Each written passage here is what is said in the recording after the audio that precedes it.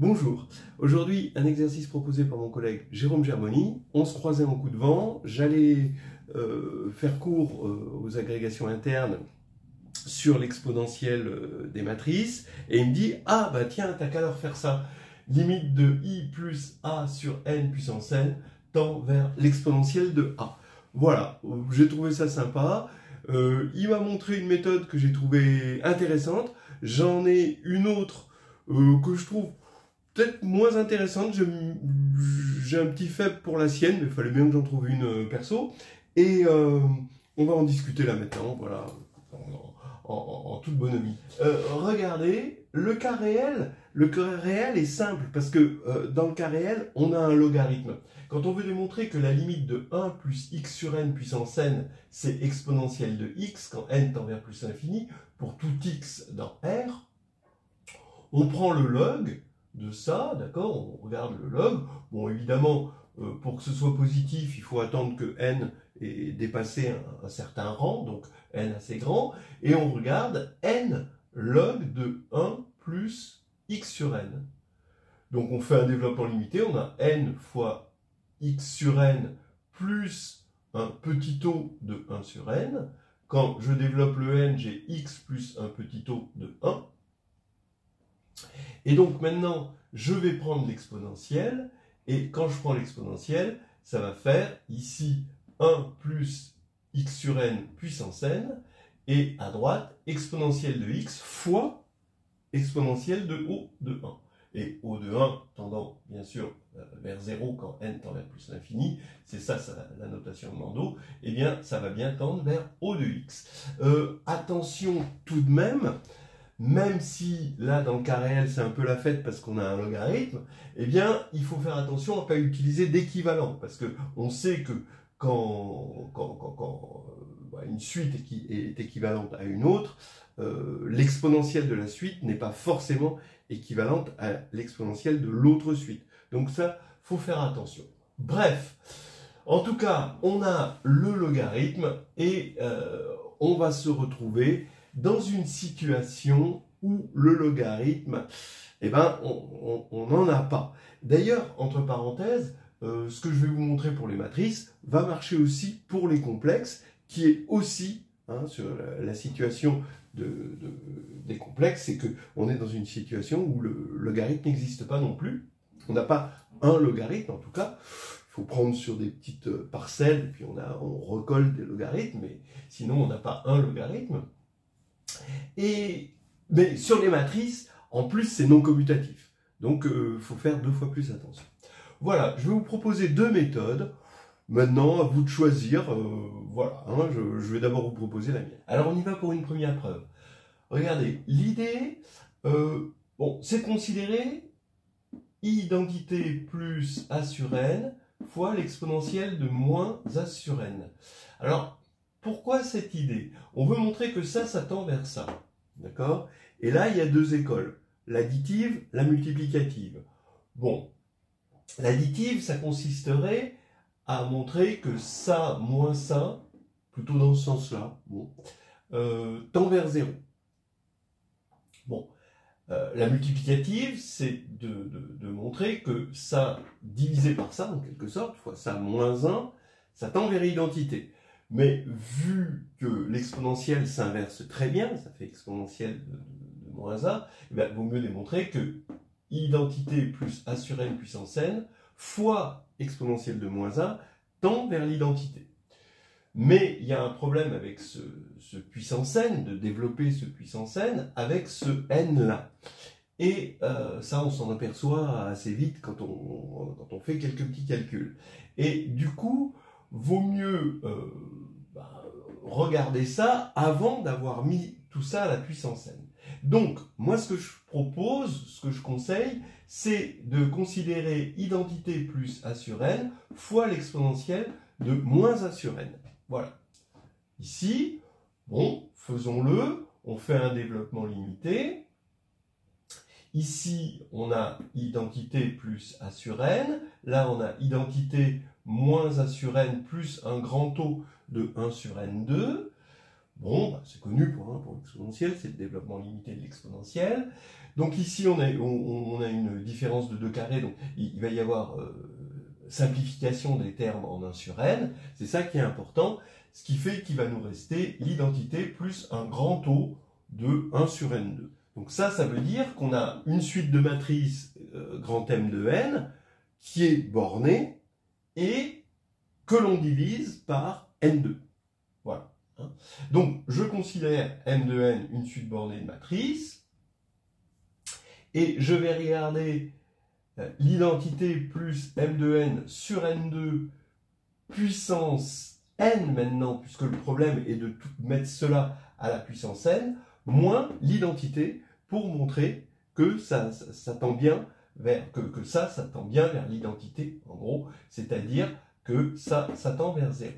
Alors, on va développer, évidemment, avec le binôme de Newton, parce que là, tout commute, donc on développe la puissance n, et on va remarquer que comme M de n est une suite bornée, eh bien, bon, je vais prendre une norme d'algèbre, donc une norme sous-multiplicative qui vérifie norme de AB est inférieure à norme de A, norme de B, d'accord, donc norme d'algèbre. Et ici, je vais avoir que la norme de Mn puissance k sur factoriel k, quel que soit n, quel que soit k, eh bien c'est borné par un mu. Parce que ici c'est inférieur, ici si j'appelle grand M la borne de la norme de M de n, eh bien, ça va être inférieur à m puissance k sur factoriel k. Et en tant que suite, c'est une suite qui tend vers 0, m puissance k sur factoriel k, ça c'est bien connu. Et donc, c'est une suite qui tend vers 0, donc elle est bornée. Donc, ça va être uniformément borné par un mu. Donc maintenant, regardez, quand je développe ça et que j'enlève identité, comme j'enlève identité, je n'ai pas le premier terme, mais je vais avoir comme terme restant, du coup, m de n sur n. Et le terme général, surtout qui m'intéresse, c'est quoi? C'est m de n puissance k sur factoriel k. Là, on a n facteur de n-1 jusqu'à n-k plus 1. Et au dénominateur, la puissance k va donner n puissance 2k. Jusqu'à ce qu'on arrive à la fin. Il y a un nombre, le nombre de termes ici du binôme, c'est n plus 1. On en enlève 1. Donc ici, on a n termes. Je m'intéresse maintenant, je vais prendre la norme. La norme que je vais prendre, je vais utiliser évidemment l'inégalité triangulaire. Tous ces termes-là, je vais regarder maintenant tous ces termes-là, mais ça, c'est inférieur ou égal à mu, donc je peux mettre mu en facteur. Et qu'est-ce qui va me rester? Le terme général, ici, d'accord? Eh bien, il est inférieur, ici, il y a k facteur, donc ça, c'est inférieur à n puissance k. N puissance k sur n puissance 2k, eh bien, ça fait 1 sur n puissance k. Voilà. Donc, on va avoir des termes qui sont... Donc, j'écris tous les termes. On a dit qu'on avait n termes. Donc, on va de 1 sur n jusqu'à 1 sur n puissance n. Et ça, évidemment que ça tend vers 0. Hein, si vous avez besoin de vous en convaincre. Gardons le premier terme 1 sur n. Tous les autres termes vont être inférieurs ou égaux à 1 sur n2.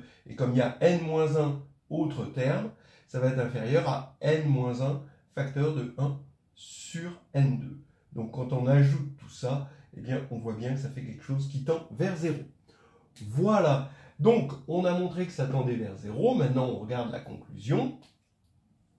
La conclusion, c'est que quand je vais prendre ceci, donc ce que j'avais proposé ici, et que je vais le mettre à la puissance n, eh bien, il se trouve... Alors attention, il y a quand même un dernier piège, c'est que l'exponentielle ici, c'est un polynôme en A. Hein, l'exponentielle d'une matrice M est un polynôme en M, parce que c'est une limite de suite de polynômes en M, et l'ensemble des polynômes en M est un sous-espace vectoriel, donc en dimension finie, il est fermé.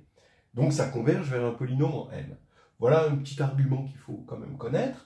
Et ici, ça nous dit que ça, c'est un polynôme en A, et ça, c'est un polynôme en A, donc ça commute. Donc je vais pouvoir dire que ça, c'est le produit, la puissance du produit, c'est le produit des puissances. Donc on va avoir identité A sur N, puissance N, exponentielle de moins A sur N, puissance N, ça fait exponentielle de moins A. Et donc ce qu'on vient de voir, c'est que ceci, d'accord, ça tend vers identité, d'accord, puisque c'est sous cette forme-là, on le met à la puissance N, et donc comme ça tend vers 0, ça veut dire que ça tend vers l'identité. Donc on a l'identité ici, donc ça tend vers l'identité, et maintenant il n'y a plus qu'à multiplier par exponentielle de A à droite pour obtenir exactement la convergence voulue. Voilà, ça marche très très bien sur les complexes aussi, hein, et ça le fait pour les matrices. Je vais vous montrer quand même une preuve, elle est suffisamment différente pour être exposée à la suite de celle-là. C'est, oui, peut-être ma preuve préférée, celle que propose Jérôme. Bon, alors maintenant je vous expose celle de Jérôme, vous allez voir, c'est assez mignon. Bon, on va se priver des propriétés multiplicatives de l'exponentielle. C'est dommage, mais regardez, on prend l'exponentielle de A moins identité plus A sur N puissance N, d'accord? Donc on veut montrer que ça tend vers 0. On fixe A. Hein. Bon, pareil, on va utiliser une norme d'algèbre. Hein, bon, ça c'est normal. Et en fait, je l'écris, ça, bah, si je fixe N, d'accord, ici je vais développer l'exponentielle de A comme une série en K, et ici je vais aussi développer par le binôme de Newton ça comme un polynôme, cette fois-ci en K, et je vais obtenir globalement une série, hein, donc, avec des AKN, grand A, puissance K, où K parcourt N. Bon, ici, petit n, il est fixé, et c'est K qui parcourt l'ensemble des entiers positifs. Bien. Alors, que vaut AKN? Regardez, ici, le binôme de Newton va vous donner des termes jusqu'à A puissance N. Et après, il n'y aura plus de termes en A puissance K quand K est strictement supérieur à N. Donc, si K est strictement supérieur à N, ici, vous allez avoir juste ce que vous apporte l'exponentielle, c'est-à-dire un terme en 1 sur factoriel K ici. Bien. Maintenant, c'est un petit peu plus compliqué quand K est compris entre 0 et N, parce qu'il va falloir prendre ces termes du binôme de Newton. Mais quels sont-ils? Donc ici, vous allez avoir 1 sur factoriel K, donc que je mets en facteur, ici, et donc je mets un 1. Et ici, je vais avoir le coefficient binomial, donc je vais avoir AK sur N puissance K, d'accord? Donc le AK, il est ici, il ne fait pas partie du petit AKN. Donc je vais avoir 1 sur N puissance K, d'accord? Je vais avoir le numérateur du coefficient binomial, c'est-à-dire n facteur de n moins 1 jusqu'à n moins k plus 1. Et je vais avoir 1 sur factoriel k, mais ça je l'ai mis en facteur ici. D'accord? Donc, ici, qu'est-ce qu'on a? On a 1 moins, et là je vais diviser par n. Vous remarquerez qu'ici il y a k facteurs, donc je vais diviser par n dans chaque facteur. Et j'ai donc 1 sur factoriel k, facteur de 1 moins, et donc là, comme je divise à chaque fois par n, je vais avoir le produit des n moins j sur n, c'est-à-dire des 1 moins j sur n, quand j va de 0 à k moins 1, hein, il y a bien k facteur. Bien, eh bien, la remarque, et la remarque essentielle, et finalement, c'est intéressant de voir que tout va reposer sur cette remarque, eh bien, c'est que les AKN sont tous positifs. Voilà. Ben oui, puisque là c'est positif, et là c'est positif, et ça, évidemment c'est positif. Regardez, comme K est compris entre 0 et N, ça c'est compris entre 0 et 1, et donc le produit est compris entre 0 et 1, donc ici ce sera positif. Voilà, tout simplement. Alors là maintenant que c'est positif, regardez ce qu'on va avoir.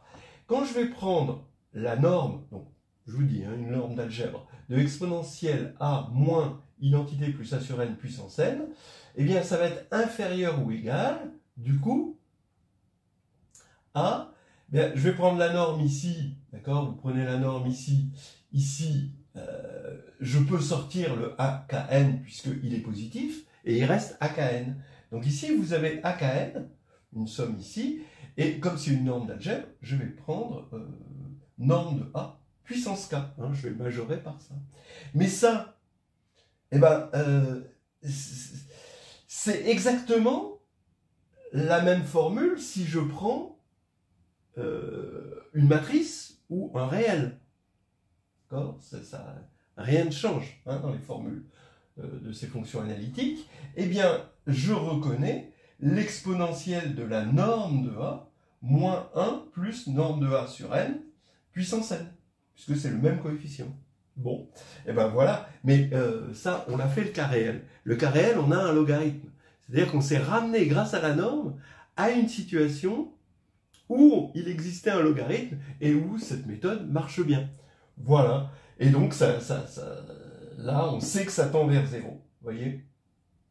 Donc, en gros, l'utilisation, bah, comme d'habitude, norme d'algèbre, bon, ça, rien de trop génial, mais positivité des coefficients et se ramener à une situation où on a un logarithme. C'est assez instructif, je trouve, c'est assez sympathique comme méthode, j'aime bien.